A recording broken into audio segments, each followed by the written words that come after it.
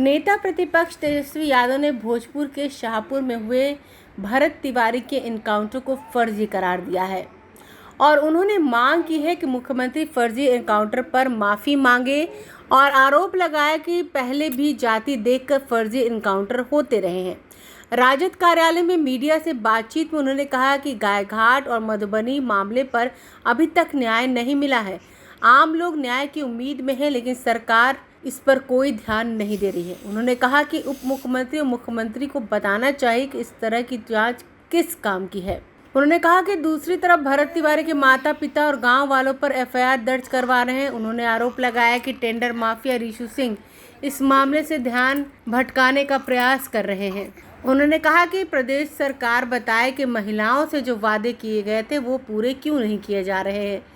उन्होंने कहा कि पेपर लीक में बड़े लोगों को बचाने की साजिश चल रही है। कोचिंग विवाद मामले में भी सीबीआई जांच की मांग दोहराई जा रही है।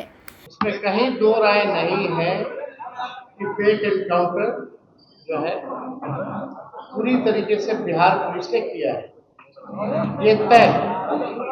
और ये पहली घटनाएं नहीं, इससे पहले भी कई बार फेक एनकाउंटर जो है किए गए हैं, जात को देख करके भी किया गया। और यही नहीं, पुलिस थाने के अंदर भी कई लोगों की हत्या पुलिस द्वारा जो है की गई है। पूर्व में भी कई जो गायघाट में हुआ वहां भी हम लोग गए थे। एक जो मधुबनी में हुआ था, पुलिस थाने में किस हिसाब से पिटाई की गई थी। कई जगह जो है हत्या मुजफ्फरपुर जिले में थाने के अंदर किया गया था। या कई अनेक फेक एनकाउंटर जो है बिहार पुलिस करती है। पूरी तरीके से हमने पहले भी आप लोगों को कहा था कि बिहार सरकार का खजाना खाली है। भ्रष्टाचारियों को बचाने के लिए रिश्वत जैसे मामलों में लगातार अधिकारियों को या तो हटाया जा रहा है या तो उन पर कार्रवाई की जा रही है। कई अधिकारी बड़े बड़े लोग जो है उनका नाम आ रहा है। रिश्वत वाले मामले में बहुत बड़ी मछलियां हैं जिनको बचाने की कोशिश की जा रही है। उसलिए असल मुद्दों से ध्यान भटकाने के लिए हमने पहले भी स्पष्ट कहा था कि ये सरकार कुछ नहीं करेगी, कोई काम नहीं करेगी, ना पढ़ाई दवाई कमाई सिंचाई सुनवाई करवाई नहीं। फेक एनकाउंटर्स कराया जाएगा, शहरों का जगहों का संस्थानों का नाम बदला जाएगा, सिक्योरिटी जैसे घर जैसे हम लोगों के पर जो है इशू बनाया जाएगा। ये तो हमने पहले ही कहा कि सरकार के पास पैसा नहीं है अपने नाकामियों को छुपाने के लिए। जो चुनाव में जो वादा किया था कि महिलाओं को 2-2 लाख रुपए मिलेंगे, 1,90,000 कब दोगे सम्राट चौधरी जी? ये सवाल पूछने पे सिक्योरिटी छीना जाता है, घर को बदला जाता है। विश्व जैसे करप्शन के मुद्दे को अगर उठाया जाता है तो फेक एनकाउंटर्स कराया जाता है। पूरे बिहार में लॉ एंड ऑर्डर ध्वस्त हो चुका है, अपराधियों का बोलबाला है, लेकिन पुलिस का गोली केवल निर्दोषों के छाती पे चलता है। जो बड़े बड़े अपराधी हैं, गुंडे हैं, उनको संरक्षण दिया जाता है। ये सारे सवाल अगर पूछोगे सरकार से तो न्यूज को डाइवर्ट करने के लिए नया नया फालतू बातें ये लोग जो है लाते रहते हैं। तो सरकार जो है, आप लोग सब लोग जान रहे हैं कि लगभग 7-8 महीने हो चुके हैं सरकार को। 2 मुख्यमंत्री आप लोगों ने देख लिया, दूसरा सरकार चल रहा है, लेकिन अभी भी कोई काम बिहार में नहीं होता। गरीबों का घर तोड़ा जा रहा है, ठेले वाले, ऑटो वाले, रिक्शा वाले को लाठी से मार करके भगाया जा रहा है। महंगाई, गैस, पेट्रोल, डीजल कीमतें आसमान छू रही है, नौकरियां नहीं मिल रही, पेपर लीक हो रहा है, परीक्षाएं पे परीक्षाएं रद्द हो रही है, किसान तबाह है, मजदूर तबाह है, व्यवसायिक तबाह है, सब लोग परेशान हैं।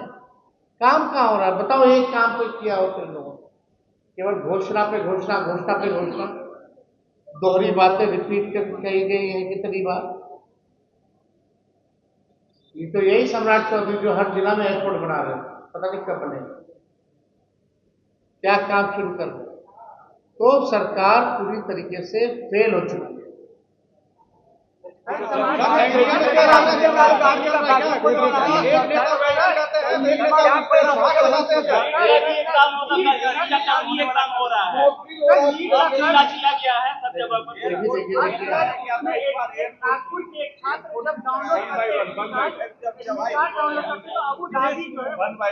सेंटर अबू धाबी दे दिया गया नीट का। अब आप समझ जाइए कि अब सरकार जो है एक परीक्षा ढंग से नहीं करा पाती।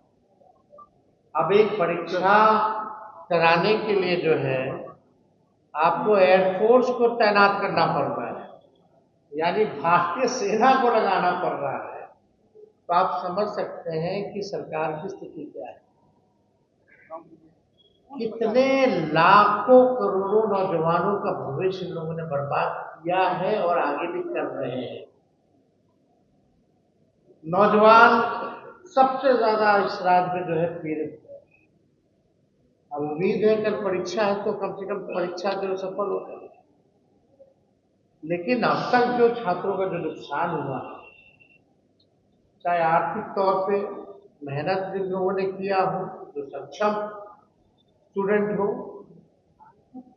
आना जाना, ट्रेन की सुविधाएं आपने देखी होंगी क्या है। परीक्षा होता है तो बिहार में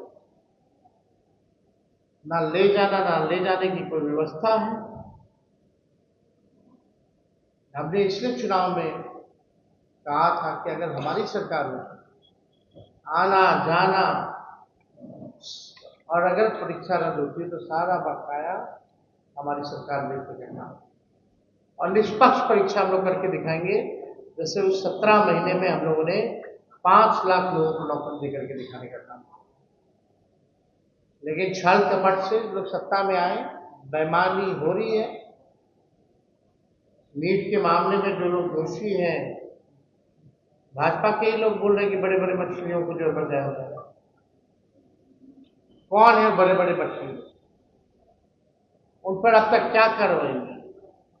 कोई अधिकारी पे कार्रवाई नहीं की कि इतना पेपर लीक हो गया। रिशु का मामला 20-20, 25-25 हजार करोड़ का मामला है, उस पर कोई कार्रवाई नहीं की जा रही। तो हम लोग तो चाहेंगे कि भाई